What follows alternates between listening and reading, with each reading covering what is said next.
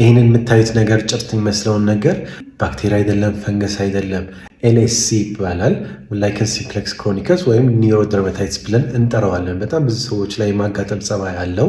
ብዙ ጊዜ የራሱ አንገት ከጀርባ ልታዩት ትችላላችሁ። የማሳከክ ጸባይ ያለው ከዛም አልፎ አንዳንድ ጊዜ ስንጨነቅም ሊበላልስ ይችላል። አብዛኛው ጊዜ መንስኤዎቹም ባይታወቁ አንዳንድ ጊዜ ጭንቀት ወይም ሙቀት፣ አንዳንድ ኢንቫይሮንመንታል የሆነ ከዌዘር ጋር የሚገናኝ ፋክተሮች ካለ፣ ከዛም አልፎ አንዳንድ የውስጥ በሽታዎች ካለን፣ ከዛም አልፎ ድርቀት ያለባቸው የቆዳ አስም፣ አቶፒክ ኤክዚማ፣ ደርማታይትስ የምንላቸው ነገሮች፣ ሶራያሲስ እና የመሳሰሉት በሽታዎችም ያላቸው ሰዎች ላይም ሊያጋጥም ይችላል።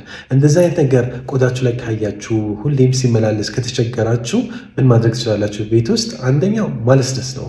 ደረቅ የሆነ ቆዳ አይፈልግም፣ ማለስለስ ይኖርባቸዋል። በደንብ ሞይስቸራይዝ ማድረግ ይኖርባቸዋል። ትንሽ ለመቆጣጠር ያግዛል። ከዛ አልፎ ደግሞ ጭንቀትን በተቻላችሁ ያህል መቀነስ ነው።